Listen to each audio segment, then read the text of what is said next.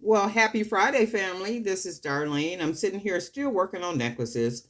What I'm working on this time is I'm going to do about 100 of these necklaces right here, just in this style, but I'm going to do different colors. So right now I do have the fuchsia with the yellow, and then I will do like all different colors, just a lot of different colors of the rainbow.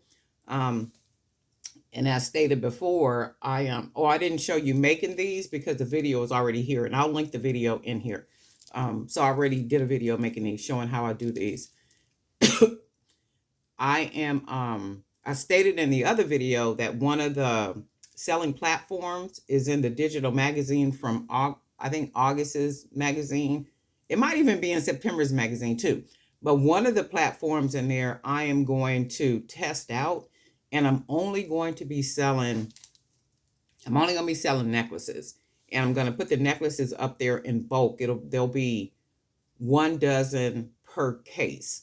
So I figure I would try the platform out like that. And before I even launch my store on the platform, I want to make sure that it's really populated, like with a lot of product before I even launch it. Um, so these little necklaces that I'm making, they're fairly easy to make, so I can roll through them really, really fast. So not just this particular design, but all the different ones that I plan on working on. I have to order some more color wire because if you notice, the other ones don't have color wire, they have the gold wire.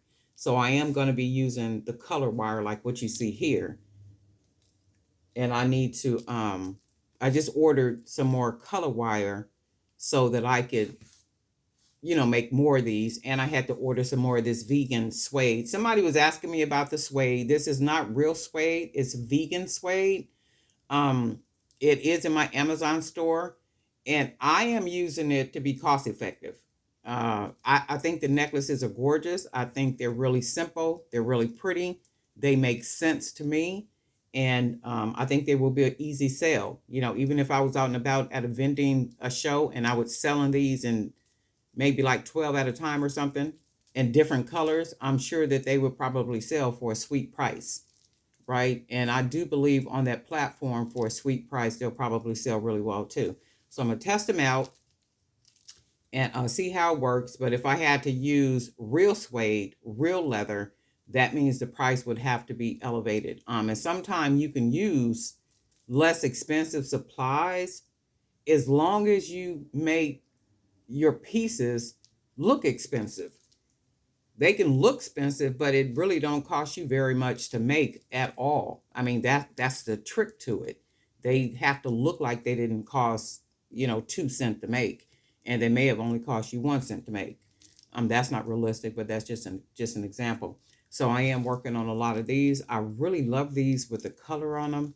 I can't wait to get the wire so I can just really just involve myself with making these. And that's my plan. If God says the same, I plan to just make these things all this weekend. I'm off from my job. I took a PTO day for next Monday, only because I have a lot of stuff to do, like with the journals, with the website. I got a little downtime right now from the digital magazine, just a couple of days. And with that couple of days, I'm planning to just really pump out the jewelry, pump, pump, pump, pump, and then launch that store on that new platform. And then I got a couple of emails, and you were asking me about, now the beads. You can find these beads in my Etsy shop.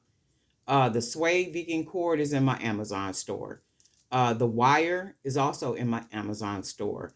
There was a question about, I think I got this a couple of times. It was about sizes, it was about lengths, it was about different things like that. I can't tell you sizes. I mean, the beads are 20 millimeter. So most of the beads that I use are either 20, 25, or 30 millimeter beads. The questions are too, where am I getting the beads? The beads I am painting myself. The unfinished beads, the unfinished wood beads, I am buying off of the Big A. There is a link in the description below that will lead you to my Amazon store where you can buy the unfinished beads and then paint them yourself if you want to do that. However, the finished beads, like what you see here, are in my Etsy shop. So I am gonna do more inventory in the Etsy store with more different designs. And because there are fees that go along with Etsy, you know, the I think the price is a reasonable price for what I'm asking for in that Etsy shop. So just remember, when you buy out of that store, there are fees that come behind that $7.25 that you're paying for whatever beads that you're getting. So, just kind of keep that in mind. Um, yeah, just keep that in mind. And another thing too, if you happen to purchase something from out of the Etsy store, and for some reason you're not happy with the quality of the product, it is like so easy to reach out to me. You can reach out to me and say, well, hey, Darlene, I'm not happy with the quality of it. Can I refund it? Do you have a different product? Something like that. And I would be glad to do that. I would be glad to do that. I don't mind you putting reviews. I don't mind you putting negative reviews like a couple of you have done. I don't mind that at all, period. However, if you reach out to me for other things and to ask me questions for other things, why would you not reach out to me to ask me questions about those things? That just kind of puzzled me. I wasn't, but I said that in the last video. Many people don't come to support. Many people come to try to tear down or try to put a stain of negativity on something. And a lot of people operate in that type of spirit. Not saying that whoever the person was left, whatever reviews that they left. I'm just saying, some people work in that type of spirit. Just if you do purchase something, and then keep it in mind with the beads. The beads they're handmade. So they're not meant to be perfect beads. They're not manufactured in a sense where I'm sitting in a huge room or in a factory producing beads using a machine. All of this is handmade, and they're not meant to look absolutely the same every time, and they're not going to look the same every single time because they're handmade. And if anybody who makes handmade items, I would think that, those people would understand that more than anybody else, because you do understand that handmade does not always come out looking the same. And you can make 5 of the same item. Each one of them going to come out looking different. That's just the reality of what handmade is. I do understand that my pieces are very different. They're very outside of the norm for what people are used to and what people have even been trained to do. People have gone to school to learn how to make jewelry. People take classes to learn how to do jewelry, to make jewelry and all that good stuff. And here I come not using all the tools that you use. Here I come twisting stuff up. Here I come bending something to the back. Here I come just literally outside of everything that you've been taught. Everything that you've been taught. That's what you've been taught. So mine is literally a God-given gift. So a God-given gift, no man can teach you that. It's a God-given gift. It is something that God has given to me.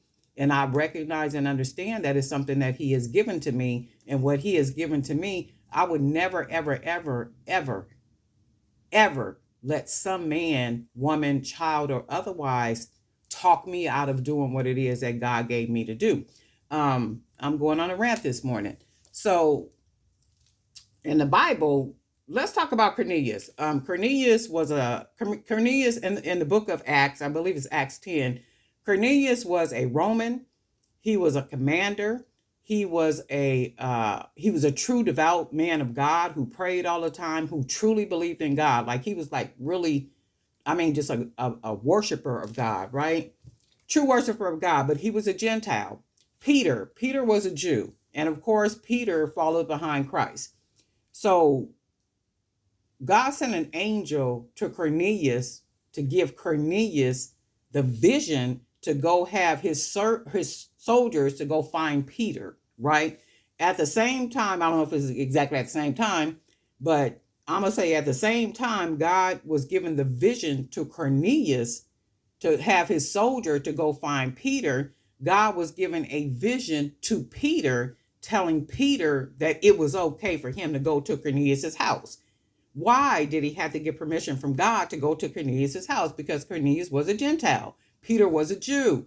The Jews looked at the Gentiles like they were dogs, like they were unclean, they were unrighteous, right? And it was unlawful for them to fraternize with each other or associate with each other. So God Himself,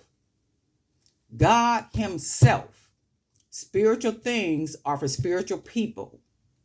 Spiritual things are for spiritual people. And if you don't get what I'm saying, you're welcome to cut the video off. Spiritual things are for spiritual people. God gave Peter a vision and said, go to Cornelius, because there is things I want you to tell Cornelius and his household, right? So Peter says in the vision that he got, another vision, he saw animals, unclean animals, all type of animals. So that vision to Peter meant unclean and clean. Unclean was the Gentiles. Clean was the Jews. So God told Peter, don't call nothing I made common or unclean.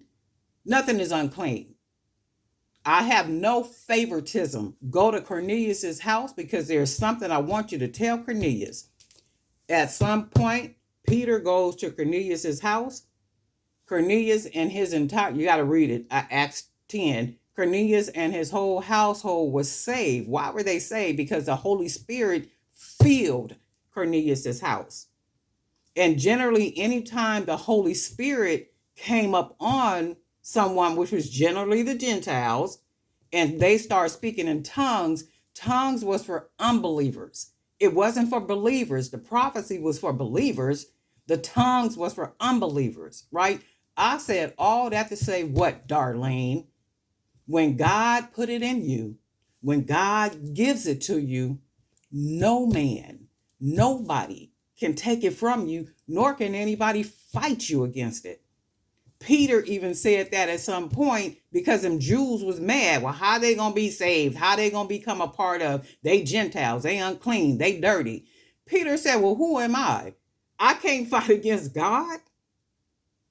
I can't fight against God. And I said that to say, when God puts something in you, don't let nobody convince you otherwise.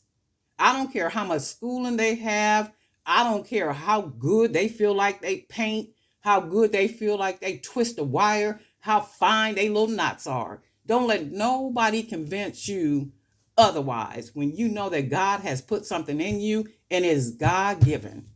And I said that to say, my people, be sure to have a good day, and we'll talk.